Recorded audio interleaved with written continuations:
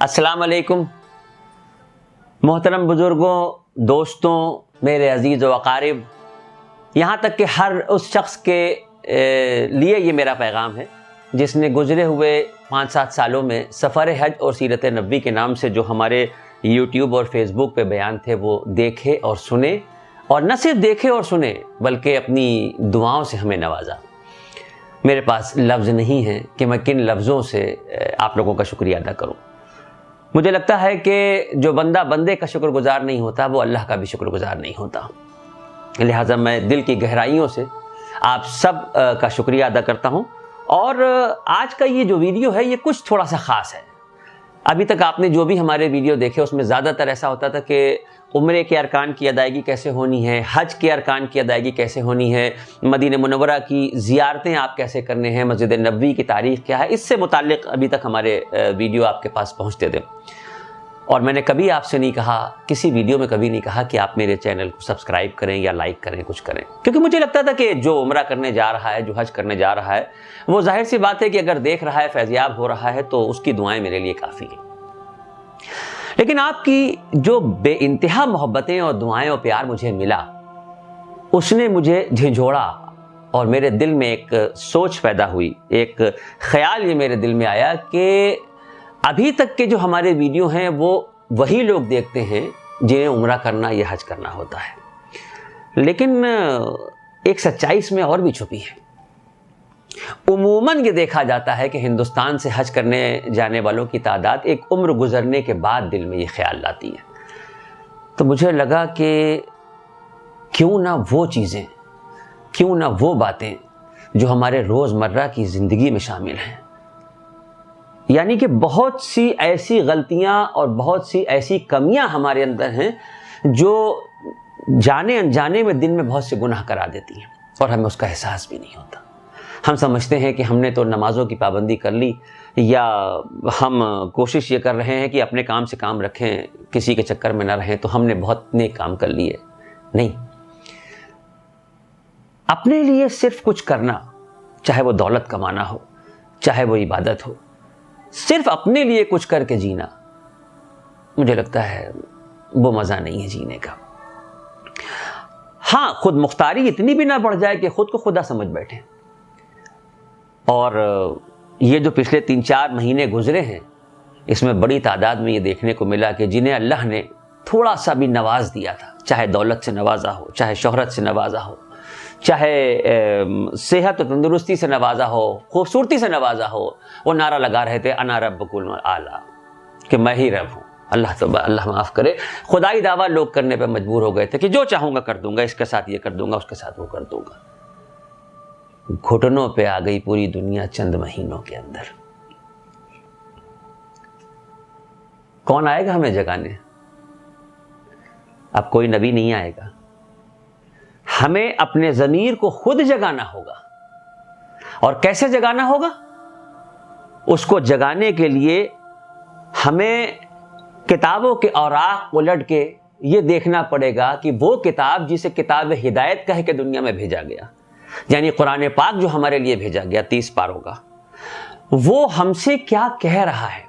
بڑے افسوس کی بات ہے کہ آج بڑی تعداد میں ایک جملہ سننے کو ملتا ہے کہ ہمارا کوئی لیڈر نہیں ہے، ہمارا کوئی رہنما نہیں ہے، کوئی نہیں ہے جو ہمیں راستہ دکھائے کہ ہم کس راستے پہ چلیں۔ مجھے افسوس ہوتا ہے، مجھے حیرت ہوتی ہے، جس قوم کے پاس دنیا کا سب سے بڑا لیڈر ہو، 1400 سال پہلے نبی کریم سرکار دو عالم صلی اللہ علیہ وسلم نے زندگی جینے کا سلیقہ ہم کو بتایا تھا، لیکن یا تو وہ ساری باتیں کتابوں کے پنوں میں محدود رہ گئیں، یا پھر جن لوگوں کو اس کا علم تھا وہاں سے عام آدمی تک وہ چیز نہیں پہنچی۔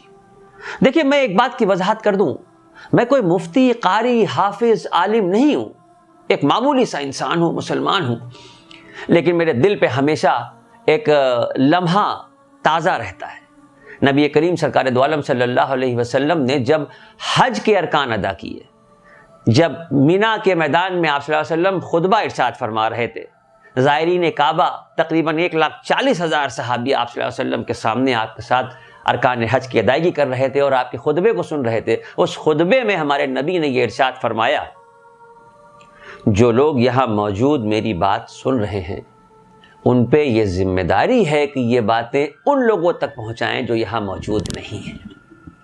اور وہ چراغ سے چراغ جلنے کا سلسلہ 1400 سال سے چلتا چلا آ رہا ہے. اس لیے بات یہ میں کہہ رہا ہوں آپ سے کہ آپ پہ یہ لازم ہے کہ دین کی معلومات حاصل کریں اور جتنی معلومات حاصل ہو وہ دوسروں تک پہنچائیں. لہذا اس سوچ نے، اس فکر نے مجھے مجبور کیا، اور اللہ رب العزت کے فضل و کرم اور نبی کریم سرکار دو عالم صلی اللہ علیہ وسلم سے جو عشق تھا، جو محبت ہے، اس نے دل میں ایک خواب جگایا کہ کیوں نہ کچھ ایسی باتیں شروع کی جائیں جو ان لوگوں تک پیغام ہو جنہیں یہ پتہ نہیں کہ وہ غفلت میں ابھی ہیں. یعنی غفلت سے کسی کو بیدار کرنے کے لیے ایک چھوٹی سی یہ بیل بجائی جا رہی ہے. آپ ہمارے چینل کو اگر سبسکرائب کریں گے، اسے لائک کریں گے، اس پہ جو بیل دکھ رہا ہے اس کو آپ بجائیں گے، تو آپ کے پاس آج کے بعد سے ہمارے تازہ ویڈیو اپنے آپ پہنچتے رہیں گے، جس میں یہ بتایا جائے گا کہ اخلاق کے طور پہ ہمارے لیے کیا کہا گیا ہے، کنبہ پروری کسے کہتے ہیں، غریبوں کی مدد کیسے ہوتی ہے، بڑوں سے محبت کیسے ہوتی ہے، بڑوں سے عزت کیسے ہوتی ہے، چھوٹوں سے محبت کیسے ہوتی ہے، یتیموں کی کفالت کیسے کی جاتی ہے. یہ کام میں اکیلے نہیں کروں گا، میں اتنا قابل انسان نہیں ہوں. چونکہ آج شروعات ہو رہی ہے ایک نئے پیج کی، جس کا نام رکھا ہے میں نے دنیا اور دین.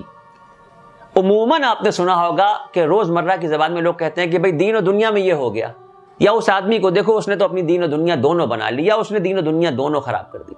لیکن دین اور دنیا کے بجائے میں نے اس کا نام رکھا ہے دنیا اور دین. چھوٹی سی وضاحت کر دیتا ہوں کہ قرآن پاک میں آیا کہ ربنا آتنا فی الدنیا حسنۃ وفی الآخرۃ حسنۃ وقنا عذاب النار. یعنی ہم کو دنیا میں بھیجا گیا، یہ اللہ رب العزت نے ہمیں اس دنیا میں بھیجا.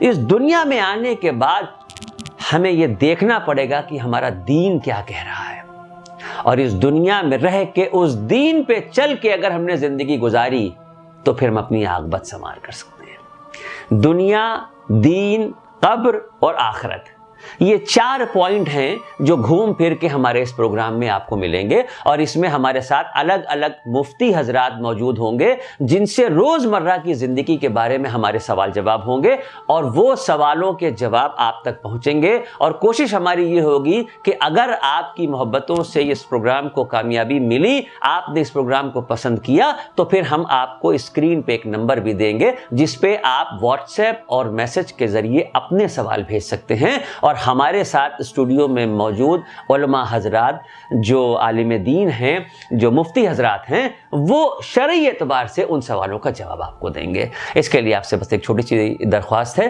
کہ میرے لیے دعا کریں. اور جن لوگوں نے اس پروگرام کو آپ تک پہنچانے میں میرے ساتھ تعاون کیا ہے، تعاون کا مطلب یہ ہے کہ اپنی دعاؤں سے نوازا ہے، اپنی سرپرستی مجھے دی ہے، میں ان سب کے لیے بھی دعاؤں کی درخواست کرتا ہوں. آج وضاحت کرنا ضروری ہے، الحمدللہ اس دنیا اور دین نام کے پیج کی ہم شروعات کر رہے ہیں، اس یقین سے اس شروعات کو کر رہے ہیں کہ نبی کریم سرکار دو عالم صلی اللہ علیہ وسلم کے صدقے میں میرا پروردگار ہمیں اس میں کامیابی دے. اس میں صرف اور صرف اللہ کی خوشنودی، اللہ کی رضا اور گزری ہوئی زندگی کے گناہوں کی معافی اور بچی ہوئی زندگی میں نیک عمل کرنے کی توفیق اور نیک ہدایت دل میں مل جائے، اسی بات سے اس کو آگے بڑھائیں گے. ہماری کوشش ہوگی کہ اللہ رب العزت کی وحدانیت کا اس میں بیان ہوگا، نبی کریم سرکار دو عالم صلی اللہ علیہ وسلم کی سیرت کا بیان ہوگا، الگ الگ پہلو پہ وہ بیان ہوگا. خلفائے راشدین ہمارے کون تھے، کیا ان کے نام تھے، کیا ان کی عظمتیں ہیں، اور کتنا کتنا وقت کس کا گزرا. اس کے بعد عشرہ مبشرہ کے صحابی کون ہیں، بدری صحابہ کا کیا مقام ہے، کیا فضیلتیں ہیں، کیا عظمت ہیں، یہاں تک کہ صحابی کسے کہتے ہیں. یہ تو بہت دور کی باتیں ہوئیں. بنیادی باتوں میں ہمیں یہ نہیں معلوم کہ اگر ہم ناپاک ہیں تو پاک کیسے ہوئیں گے. ہمیں یہ نہیں پتا کہ غسل کرنے کے لیے کیا معاملات ہم کو بتائے گئے ہیں. تو اس طرح کی چھوٹی بڑی بہت سی چیزیں ہیں جن کو لے کے ہم آپ کی خدمت میں حاضر ہو رہے ہیں، اس یقین کے ساتھ کہ آپ ہمارے پروگرام کو دیکھنے کے بعد کمنٹس میں اپنی رائے دیں گے اور اس کو سبسکرائب کریں گے تاکہ میرا حوصلہ بڑھے اور یہ سلسلہ جاری رہے، اسی طرح آپ تک پہنچتا رہے. بہت شکریہ آپ کی محبتوں کا. انشاءاللہ ہفتے میں ایک بار آپ سے ملاقات ہوتی رہے گی. تب تک کے لیے ہمیں اجازت دیں. آپ کی محبتوں کا شکر گزار ہوں. السلام علیکم.